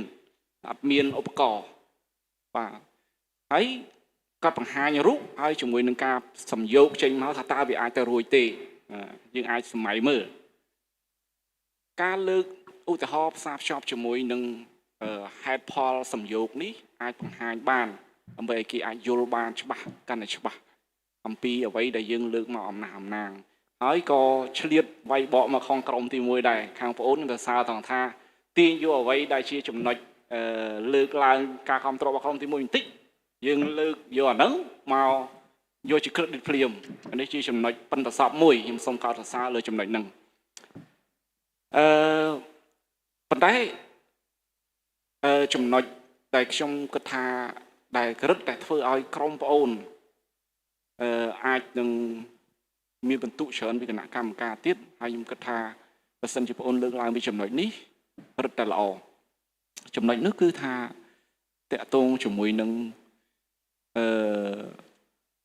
ពាក្យថាហេដ្ឋារចនាសម្ព័ន្ធហេដ្ឋារចនាសម្ព័ន្ធបើយើងនិយាយទៅថាតើយើងសំដៅទៅលើអីឲ្យពិតប្រាកដណាហេដ្ឋារចនាសម្ព័ន្ធហ្នឹងបងអូនរំលេចតកតងជាមួយនឹងការប្រើប្រាស់តកតងជាមួយនឹង application អញ្ចឹងគួររំលេចឲ្យច្បាស់ថាពាក្យថាហេដ្ឋារចនាសម្ព័ន្ធថ្មីហ្នឹងគឺវិនិយោគឲ្យចំទៅលើทั้งម៉េចឲ្យការតភ្ជាប់ឲ្យអ៊ីនធឺណិតល្អឲ្យអីទៅអាហ្នឹងបងអូនអាចនឹងមានបន្ទុកកាន់តែខ្ពស់និយាយបញ្ជាក់មកហេដ្ឋារចនាសម្ព័ន្ធដែលចាំបាច់ដែរនេះហ្នឹងហើយមួយទៀតបងអូនបញ្ជាក់ថាធម្មតាអ្នករស់ស៊ីតាក់ទងនេះតាក់ទងពាណិជ្ជកម្មអញ្ចឹងចំណុចខ្លាំងនៃពាណិជ្ជកម្មគឺធ្វើម៉េចដើម្បីឲ្យអតិថិជនស្រួលប្រើអញ្ចឹងហើយបានជាក្រុមហ៊ុនត្រូវតែរៀបចំហេដ្ឋារចនាសម្ព័ន្ធហ្នឹងឲ្យល្អ build ទំនុកចិត្តធ្វើឲ្យ smooth ងាយស្រួលប្រើ app ហ្នឹងចាក់អក្ខរកម្មត្រូវការតិចប៉ុន្តែសំខាន់គឺវិនិយោគធ្វើម៉េច build trust អ្វីគឺ smooth រលូនធ្វើពាណិជ្ជកម្មដោយទំនុកចិត្តបើសិនបញ្ជាក់បន្ថែមចំណុចទៀតមានថាតាមពិតបើសិនជាពាណិជ្ជកម្មអនឡាញយើងនិយាយពាណិជ្ជកម្មអនឡាញវាជួយទៅដល់អ្នកទិញអាចប្រៀបធៀបមើល product ណាដែលធូរថ្លៃដែលអីចឹងឧទាហរណ៍វាជាបើសិនជាយើងអត់ចេះយើងអត់អាចធ្វើពាណិជ្ជកម្មអនឡាញបានយើងចំណាយច្រើនខាតលុយនេះវាជាតម្រូវការចាំបាច់នៃអ្នកទិញអញ្ចឹងមានន័យថាអ្នកទិញទោះបីគាត់មិនសូវចេះក៏ដោយមិនសូវចេះអក្ខរកម្ម digital ក៏ដោយគាត់អាចពឹងគេគាត់អាចអីយូរទៅគាត់ឲ្យគេបង្រៀនអីឆាប់ចេះវាមិនមែនអក្ខរកម្មទូទៅទេអក្ខរកម្មប្រើប្រាស់ឧបករណ៍ទូទៅទេអានេះគាត់ចង់ចំណេញលុយវាជាតម្រូវការរបស់គាត់បើសិនបងប្អូនបញ្ជាក់កន្លែងហ្នឹងទៀតរឹតតែល្អបាទអរគុណច្រើន បាទសូមអរគុណគណៈកម្មការយើងគាត់ថាខ្ញុំចង់ ផ្ដល់ពេលវេលាត្រឹម2នាទីអីទៀតជូនទៅលោកស្រីអូមមួយដែលមកពីខាងវិស័យឯកជនបាទ ចាសូមអរគុណអាយដាមសូមគោរពជំរាបសួរអាយដាមលោកជំទាវអស់លោកស្រីទាំងអស់ដែលមានវត្តមាននៅទីនេះហើយសួស្តីបងប្អូនជាទីស្រឡាញ់បានជួបគ្នាម្ដងទៀតហើយជាដំបូងខ្ញុំសូមស្នូផ្ទះដៃមួយជូនពួកគាត់ទាំងអស់គ្នាសូមអរគុណបងអរគុណសម្រាប់ការខិតខំសម្រាប់ការតាំងចិត្តបងអូនបានលើកឡើងតាក់ទងជាមួយទៅនឹងគោលនយោបាយនិងទស្សនៈវិស័យសេដ្ឋកិច្ច Digital របស់ប្រទេសកម្ពុជាឆ្នាំ 2021-2035 ជាក់ស្ដែងធនធាន Digital ពលរដ្ឋ Digital រចនាសម្ព័ន្ធ Digital គោលនយោបាយ Digital គឺសិតតែជាសសរស្តម្ភដើម្បីអាចឲ្យយើងទទួលបានជោគជ័យនៅក្នុងការអនុវត្តសេដ្ឋកិច្ច Digital បានពាក្យថាសេដ្ឋកិច្ច Digital បានន័យថាយើងធ្វើឲ្យសកម្មភាពសេដ្ឋកិច្ចទាំងអស់ទៅជា Digital បានន័យថាធ្វើ Digital នយកម្មដើម្បីធ្វើ Digital នយកម្មបានយើងត្រូវការពលរដ្ឋ Digital ដែលក្នុងហ្នឹងគឺមិនមែនមានភាពងាយស្រួលទេក្នុងការបែងចែកថាតាសសរស្តម្ភមួយណារវាងពលរដ្ឋ Digital រវាងរចនាសម្ព័ន្ធ Digital មួយណាសំខាន់ជាងមួយណាប៉ុន្តែបងអូនធ្វើបានបងពិតជាមានការកោតសរសើរជាពិសេសមែនទែនចាក់ស្ដែងទៅចំណុចដែលសំខាន់មួយទៀតដោយបងស្រីបានមានប្រសាសន៍នៅក្នុងអក្សរកម្ម Digital អ្វីដែលបងអូនបានបកស្រាយគឺមានតែមួយចំណុចទេគឺការប្រើប្រាស់បច្ចេកវិទ្យាដែលនៅខ្វះ7ចំណុចទៀតបើសិនជាបងអូនធ្វើការបកស្រាយទៅលើ7ចំណុចទៀតបងអូនផ្ដោតទៅលើកិច្ចការងារទាំងអស់នោះការបកស្រាយរបស់បងអូននឹងមានទម្ងន់ហើយនឹងមានការបកស្រាយផ្សេងពីនេះអ្វីដែលបងអូនខ្វះទី1គឺភាសាអង់គ្លេសហៅថា information literacy បានន័យថាអក្សរកម្មព័ត៌មានដឹងថាព័ត៌មានណាខុសព័ត៌មានណាត្រូវព័ត៌មានណាគួរចែករំលែកឬក៏មិនគួរចែករំលែក media literacy ការយល់ដឹងពី media យល់ដឹងថាតើព័ត៌មានណាលំអៀងព័ត៌មានណាមិនលំអៀងព័ត៌មានណាត្រឹមត្រូវមិនត្រឹមត្រូវចំណុចមួយទៀតគឺការស្វែងយល់ពីការទំនាក់ទំនងនិងសហការតាមរយៈការប្រើប្រាស់បច្ចេកវិទ្យាចំណុចដែលសំខាន់មួយទៀតនោះដែលមិនអាចខ្វះបានគឺការដែលយើងធ្វើការនវានុវត្តន៍ទូថ្មីត្បិតតែយើងជាពលរដ្ឋ Digital ក៏ដោយតែយើងក៏ធ្វើការដោយប្រកបទៅដោយការនវានុវត្តន៍ដូចគ្នារឿងដែលពិសេសគឺការប្រើបច្ចេកវិទ្យាដោយមានទំនួលខុសត្រូវប្រកបទៅដោយក្រមសីលធម៌មិនធ្វើឲ្យប៉ះពាល់អ្នកដទៃមិនធ្វើឲ្យមានហានិភ័យសម្រាប់សង្គមនិងចំណុចដែរព្យាយាមប្រឹងប្រែងរៀនសូត្រដែលបន្តអនុវត្តខ្លួននៅក្នុងវិស័យបច្ចេកវិទ្យាជារៀងរហូតនេះសិតតែជាចំណុចសំខាន់សិតតែជាធាតុសំខាន់ទាំងអស់នៅក្នុងអក្សរកម្ម Digital ទោះបីជាយ៉ាងណាក៏ដោយការគិតបែបស៊ីជម្រៅក៏ជាផ្នែកមួយនៅក្នុងអក្សរកម្ម Digital ដែលត្រូវបានគេយកមកសិក្សារៀនសូត្រដែរការប្រើប្រាស់ Digital គឺមិនបាច់ចាំរៀនទេប៉ុន្តែចំណុចទាំងអស់ដែលបងបាននិយាយអំបញ្ញគឺសិតតែជាចំណុចសំខាន់បើសិនជាមិនមានចំណុចទាំងអស់ហ្នឹងទេគឺយើងមិនអាចអនុវត្តផែនការសេដ្ឋកិច្ច Digital ឬក៏ប្រើប្រាស់ Digital ប្រកបទៅដោយភាពធន់បានទេបើមិនមានភាពធន់ធ្វើឲ្យសង្គមរបស់យើងកើតនៅចលាចលវិញនេះគឺជាចំណុចដែលសំខាន់ទោះជាយ៉ាងណាបងអូនទាំងពីរក្រុមធ្វើបានល្អបងសូមសរសើរហើយចំណុចពីរសំខាន់ដែលចង់ឲ្យបងអូនដឹងជាចុងក្រោយបងអូននៅថ្ងៃនេះគឺប្រសើរជាងបងអូនពេលដែលធ្វើការបកស្រាយនៅថ្ងៃច័ន្ទមនុស្សបងក៏ដោយអ្នកផ្សេងក៏ដោយយើងអត់ប្រៀបធៀបយើងទៅអ្នកដទៃទេប៉ុន្តែយើងប្រៀបធៀបខ្លួនឯងជាមួយទៅនឹងយើងកាលពីម្សិលមិញកាលពីអាទិត្យមុនកាលពីឆ្នាំមុនអញ្ចឹងបងអូនធ្វើបានល្អមែនតើបងសូមធ្វើការកោតសរសើរឲ្យស្មោះជាចុងក្រោយអរគុណសម្រាប់ស្នូតែដៃទៅបងប្អូនជាចុងក្រោយចង់ឲ្យបងដឹងថាទោះបីជាចង់បានអីក៏ដោយអត់អាចសម្រេចបានក្នុងរយៈពេលមួយថ្ងៃទេសូមបងប្អូនបន្តខំប្រឹងប្រែងបើសិនជាបងសម័យចង់បានអីមួយសូមធ្វើសកម្មភាពម្ដងបន្តិចឲ្យស្របទៅតាមក្តីសម័យរបស់បងអូនចង់បានធ្វើកិច្ចការងារទៅដោយការពុះពៀពលីខំប្រឹងប្រែងមិនបោះបង់ប្រកបទៅដោយគុណធម៌និងប្រកបទៅដោយការដឹងគុណនោះបងអូននឹងមានភាពជោគជ័យប្រកបទៅដោយនិរន្តរភាពហើយបងសូមជូនពរឲ្យសំណាងល្អសូមអរគុណអាយដាមលោកជំទាវដែលជាគណៈកម្មការសូមអរគុណចំពោះមតិចូលរួមល្អហើយខ្ញុំក៏ខំថាបងប្អូននឹងបានធ្វើការកត់ត្រានៅប្រទេសទាំងអស់នេះ ដើម្បីការចូលរួមលើកក្រោយទៀតបានប្រព្រឹត្តទៅប្រកបដោយអត្ថន័យជាងលើកនេះ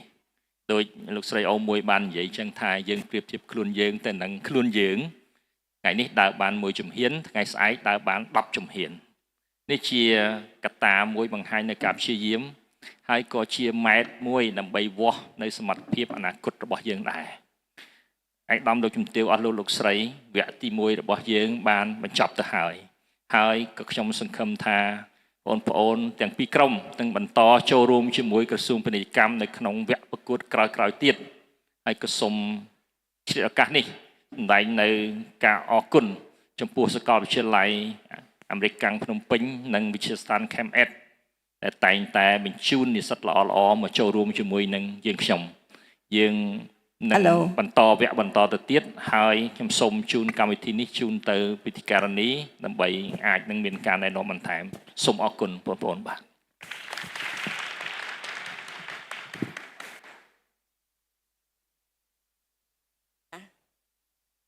ចាស់នាងខ្ញុំសូមគ្រប់ថ្លែងអំណរគុណឯកឧត្តមរដ្ឋលេខាធិការឯកឧត្តមលោកជំទាវគណៈកម្មា